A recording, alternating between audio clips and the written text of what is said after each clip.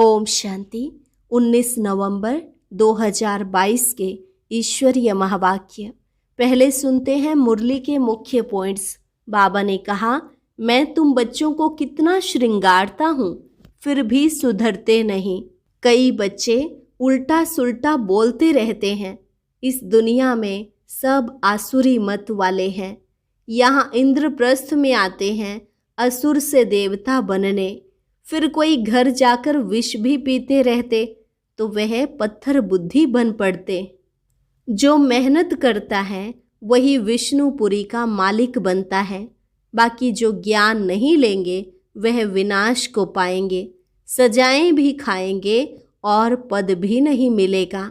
जो बाप को पहचानते नहीं, निश्चय भी नहीं कि भगवान हमको पढ़ाते हैं, ऐसे ही आकर बैठ जाते हैं तो ना उनका योग लगेगा, ना पढ़ाई ही पढ़ सकेंगे, भोगी के भोगी ही रहेंगे।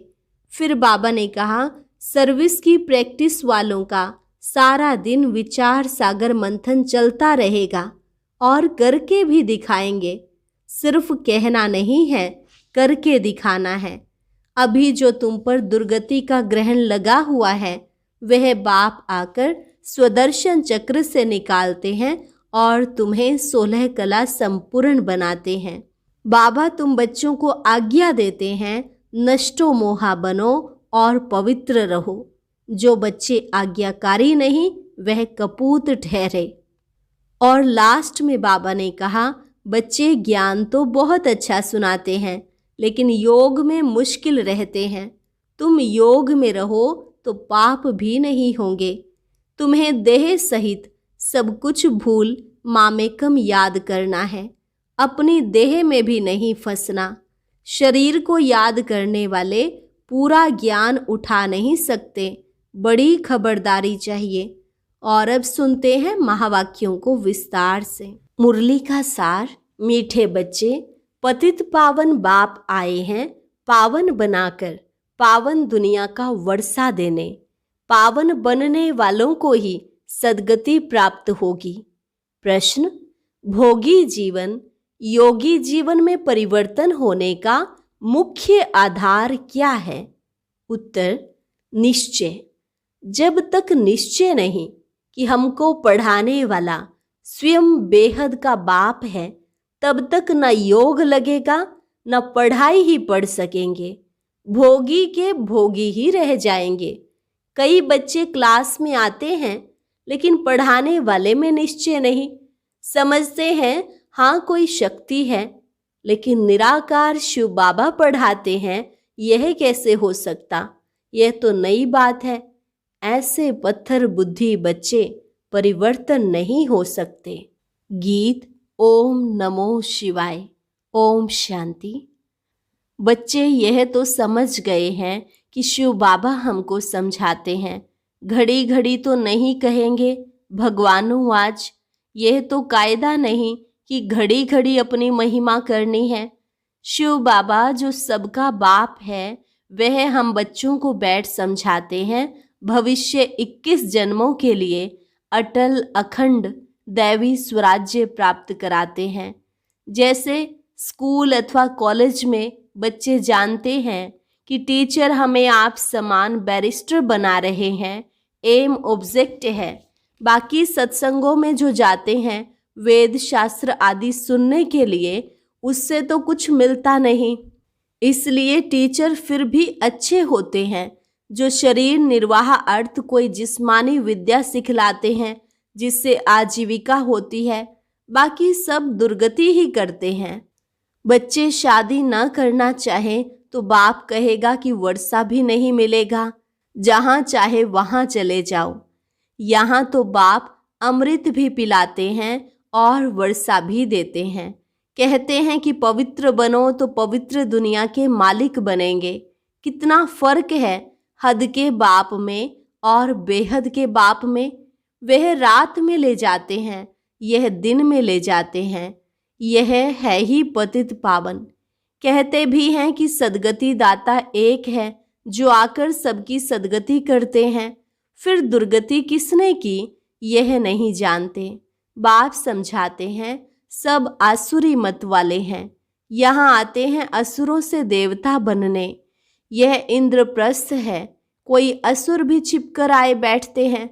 सब सेंटर्स पर ऐसे छिपे असुर विकारी बहुत आते हैं, फिर घर में जाकर विष पीते हैं। दो काम तो चल न सके, वह पत्थर बुद्धि बन पड़ते हैं। बाप को पहचानते ही नहीं, निश्चय बिल्कुल ही नहीं कि हमको बेहद का बाप पढ़ाते हैं। ऐसे ही आकर बैठ जाते हैं तो न योग लगेगा, न पढ़ाई ही पढ़ सकते, भोगी के भोगी ही होंगे। बहुत समझते हैं कि कोई शक्ति है, बस निराकार शिव बाबा कैसे आ सकता? कोई शास्त्र में भी लिखा हुआ नहीं है। यह है नई बातें। गाते भी हैं शिव जयंती, परंतु पत्थर बुद्धि होने के कारण समझते नहीं हैं। शिव है तब तो सब भक्त याद करते हैं, कहते भी हैं शिवाय नमः। समझते हैं वह परम धाम में रहते हैं। हमारा बाप भी है परम पिता, तो वह सबका फादर हो गया। भारत में ऐसे भी हैं जो फादर को नहीं मानते। मनुष्यों को समझाना बहुत मुश्किल है। मनुष्य तो यह भी नहीं समझते कि अभी दुर्गति का समय चल रहा है। भक्ति मार्ग में पहले अव्यभिचारी भक्ति थी, अब व्यभिचारी बन गई है। व्यभिचारी और अव्यभिचारी में कितना अंतर है। वह पाप आत्मा, वह पुण्य आत्मा। अव्यभिचारी भक्ति है ही सच्ची भक्ति। उस समय यानी द्वापर में मनुष्य सुखी भी रहते हैं, धन दौलत आदि सब रहता है। कलयुग में जास्ती दुर्गति को पाते हैं। जब व्यभिचारी भक्ति में आते हैं तब विकारी भी बहुत बनते जाते हैं। दिन प्रतिदिन विकार भी जोर बढ़ते जाते हैं। पहले सतो प्रधान विकार थे, अभी तमो प्रधान विकार हैं। सब बिल्कुल ही तमो प्रधान हैं। घर घर में कितने झगड़े हैं। शिव बाबा बैठ बच्चों को समझाते हैं, श्री कृष्ण तो बाप नहीं ठहरा। कोई की भी बायोग्राफी नहीं जानते हैं। यह है पतित पावन। परम पिता परमात्मा को मानते हैं कि वह ज्ञान का सागर है। पानी का सागर थोड़े ही पतित पावन नॉलेजफुल है। मनुष्य तो पानी के सागर से निकली हुई पानी की नदियों को पतित पावनी समझ लेते हैं। उनसे पूछना चाहिए कि जैसे गीता के भगवान का ऑक्यूपेशन पूछा जाता है, निराकार परम पिता परमात्मा है रचयिता और श्री कृष्ण है रचना। अब बताओ गीता का भगवान कौन? भगवान तो एक को ही कहेंगे, फिर व्यास को भगवान कैसे कह सकते? तो ऐसे ऐसे प्रश्न पूछना चाहिए। पतित पावन परम पिता परमात्मा ज्ञान का सागर है, उनसे यह ज्ञान गंगाएं कैसे निकलती हैं? परम पिता परमात्मा ब्रह्मा मुख कमल द्वारा ब्राह्मण मुख वंशावली रचते हैं। उन्हों को ब्रह्मा मुख से ज्ञान मिल रहा है, जिससे सद्गति को पाते हैं। अब पानी के सागर से पावन बनते हैं, वो ज्ञान सागर से। पानी से मनुष्य तो पावन हो न सके, तो यह पहेली भी पूछनी पड़े। इनको पूछने से पावन दुनिया का मालिक बन सकते हैं। बुलाते तो उनको ही है कि हे पतित पावन सीताराम, फिर गंगा में स्नान आदि करते हैं, तो यह पहेली भी ऐड करनी चाहिए। समय पर हर एक चीज शोभती है। जैसे वो गीता के भगवान वाली पहेली है, वैसे यह भी पहेली है। ख्याल चलते तो है ना, क्या ऐसी चीजें बनाए जो मनुष्य सदैव अपने पास यादगार रखें। अच्छी चीज होगी तो अपने पास रखेंगे, कागज आदि तो फेंक देते हैं। देवताओं की अच्छी चीज होगी तो वह फाड़ेंगे नहीं। सर्विस की प्रैक्टिस वालों को सारा दिन विचार सागर मंथन चलता रहेगा और काम करके दिखाएंगे। सिर्फ कहना नहीं है कि ऐसा करना चाहिए। यह किसको कहते हो? बाबा करेगा वो बच्चे करेंगे। बोलो कौन? बाप तो डायरेक्शन देते हैं। ऐसे अच्छे चित्र कैलेंडर छपाओ। त्रिमूर्ति शिव के कैलेंडर्स निकलने चाहिए। त्रिमूर्ति शिव जयंती कहना राइट है। सिर्फ शिव जयंती कहना रॉन्ग है। एक बच्चे की दिल है, त्रिमूर्ति शिव जयंती का कैलेंडर बनावें सो भी रंगीन। त्रिमूर्ति से समझानी अच्छी मिलती है। बाबा लॉकेट भी इसलिए बनवाते हैं कि उनसे अच्छा समझा सकते हैं। ब्रह्मा द्वारा शिव बाबा सदगति करते हैं, तो जो मेहनत करता है वही विष्णुपुरी का मालिक बनता है। बाकी जो ज्ञान नहीं लेते उनका विनाश हो जाता है। वह सजाएं भी खाते हैं, पद भी नहीं पाते। भगत भगवान को याद करते हैं, परंतु जब भगवान आते हैं तब कितने थोड़े उन्हें पहचान कर उनका बनते हैं। कोटों में कोई जो मुक्ति के लिए पुरुषार्थ करते हैं वह पद अच्छा पा नहीं सकेंगे, विकर्म विनाश नहीं होंगे। इसलिए साक्षात्कार कराया था। धर्म स्थापक भी आते हैं दृष्टि लेने। याद करते करते विकर्म विनाश करते जाएं तो पद ऊंचा पा सकते हैं। और धर्म वाले भी आएंगे, सो भी पिछाड़ी में। जो बड़े होंगे, ऐसे नहीं कि अभी का पोप आएगा, ना ना, पहले नंबर का पोप जो अभी अंतिम जन्म में है वह आएगा। हिसाब है बड़ा भारी। अब यह कुंभ का मेला है। यह सब भक्ति मार्ग की सामग्री है। जब दुर्गति को पाने का पूरा ग्रहण लग जाता है तब बाप आकर 16 कला संपूर्ण बनाते हैं। ग्रहण को स्वदर्शन चक्र से निकाला जाता है। यह जो अपना गोला है उसमें नीचे लिखना चाहिए, यह है स्वदर्शन चक्र। यह बहुत अच्छी चीज है। यह ईश्वरीय कोट ऑफ आर्म्स है। यह तो ईश्वरीय बातें हैं।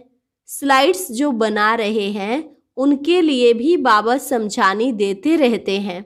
अगर समझो वो मुरली ना सुने तो डायरेक्शन अमल में ला न सके। मुरली तो रोज पढ़नी चाहिए। सर्विस में जो हैं उनको एक्ट में आना चाहिए। त्रिमूर्ति का स्लाइड्स बनाते हैं, उनमें अक्षर बहुत अच्छे हैं।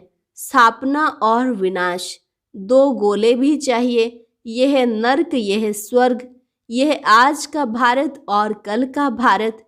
बाप सेकंड में जीवन मुक्ति देने वाला बैठा है। बाबा को पहचाना, निश्चय हुआ, बस जीवन मुक्ति पाने का पुरुषार्थ चल पड़ता है। जन्म तो लिया है ना, बाप से पूरा वर्षा लेना है, फिर विकार की मांग नहीं कर सकते। बाप कहते हैं भ्रष्टाचारी को वर्षा मिल न सके। प्रैक्टिकल में इनका ब्रह्मा का भी मिसाल देखा है ना, ऐसे बहुत मुश्किल निकलते हैं। अपनी इज्जत आदि भी बहुत देखते हैं ना। क्रिएटर बाप है, सबको उनकी आज्ञा पर चलना है। तुम भी श्रीमत पर नहीं चलते हो तो पद भ्रष्ट हो जाता है। बाप कहते हैं इस ज्ञान मार्ग में नष्टो मोहा अच्छा चाहिए। बाबा की आज्ञा मिली हुई है। जो बच्चे आज्ञाकारी नहीं वह कपूत ठहरे। वह बच्चा बच्चा नहीं। पवित्रता की आज्ञा तो अच्छी है ना। राजयोग तो बाप अभी सिखलाते हैं। मनुष्य तो बेचारे समझते नहीं। बच्चों में भी नंबरवार पुरुषार्थ अनुसार समझते हैं। बाप इतना डायरेक्शन देते हैं, कोई बच्चे मुश्किल करके दिखाते हैं। बाप कहते हैं त्रिमूर्ति का कैलेंडर बनाना है। सारा मदार है त्रिमूर्ति शिव के चित्र पर। लिखा हुआ है ब्रह्मा द्वारा स्थापना। जरूर शिव बाबा स्वर्ग की स्थापना करेंगे ना। कलयुग आसुरी राज्य का विनाश होगा। आसुरी राज्य में कितने ढेर हैं, दैवी राज्य में कितने थोड़े हैं। लिखा हुआ भी है कि अनेक धर्मों का विनाश, एक सत धर्म की स्थापना। बाप कहते मैं कितना श्रृंगारता हूँ फिर भी सुधरते नहीं हैं, उल्टा सुल्टा बोलते रहते हैं। यहाँ बाबा कहते हैं देह सहित जो कुछ है सब कुछ भूल मामेकम याद करो। अपनी देह में भी ना फंसो। किसकी देह में फंसने से गिर पड़ते हैं। जैसे मम्मा की देह से प्यार था तो मम्मा के जाने के बाद कितने मर गए, क्योंकि नाम रूप में फंसे हुए थे। बाप कितना कहते हैं कि देह अभिमानी मत बनो, मामेकम याद करो। तुम इस ब्रह्मा के शरीर को भी याद नहीं करो। शरीर को याद करने से पूरा ज्ञान उठा नहीं सकते। देही अभिमानी बनने में बहुत मेहनत है। बाप की याद में रहना यह बहुत डिफिकल्ट है। ज्ञान तो बहुत अच्छा अच्छा सुनाते हैं, योग में मुश्किल रहते हैं। जितना रुस्तम उतना माया के तूफान आएंगे। किसी न किसी के नाम रूप में फंस धोखा खा लेते हैं। इसमें बड़ी खबरदारी चाहिए। योग में ही बड़ी मेहनत है। नॉलेज तो सहज है, योग में ही घड़ी घड़ी भूल जाते हैं। इसलिए बाप कहते हैं विक्रमाजीत कैसे बनेंगे। योग में रहो तो पाप भी नहीं होंगे, नहीं तो 100 गुना हो जाता है। यहाँ तो खुद धर्मराज और बाप दोनों साथ हैं, इसलिए खुद कहते हैं कि बाप के आगे कोई पाप नहीं करना, नहीं तो 100 गुना दंड पड़ जाएगा। योग से ही विक्रमाजीत बनना है। स्वदर्शन चक्र को तो जानना सहज है। इस गोले के नीचे लिखना है चक्र, न कि चरखा। बाबा युक्तियां तो बहुत बतलाते हैं, बच्चों को एक्ट में आना है। अच्छा, मीठे मीठे सिकिलधे बच्चों प्रति माता पिता बाप दादा का याद प्यार और गुड मॉर्निंग। रूहानी बाप की रूहानी बच्चों को नमस्ते। रूहानी बच्चों की रूहानी बाप दादा को नमस्ते नमस्ते, गुड मॉर्निंग। धारणा के लिए मुख्य सार, किसी भी देहधारी के नाम रूप में अटकना नहीं है, अपनी देह में भी नहीं फंसना है। इसमें बहुत खबरदारी रखनी है। ज्ञान मार्ग में नष्टो मोहा जरूर बनना है। पवित्रता की आज्ञा माननी है और दूसरों को भी पवित्र बनाने की युक्ति रचनी है। वरदान, सर्व विकारों के अंश का भी त्याग कर संपूर्ण पवित्र बनने वाले नंबर 1 विजयी भव। सर्व विकारों के अंश का भी त्याग कर संपूर्ण पवित्र बनने वाले नंबर 1 विजयी भव। संपूर्ण पवित्र वह है जिसमें अपवित्रता का अंश मात्र भी ना हो। पवित्रता ही ब्राह्मण जीवन की पर्सनैलिटी है। यह पर्सनैलिटी ही सेवा में सहज सफलता दिलाती है। लेकिन यदि एक भी विकार का अंश है तो दूसरे साथी भी उसके साथ जरूर होंगे।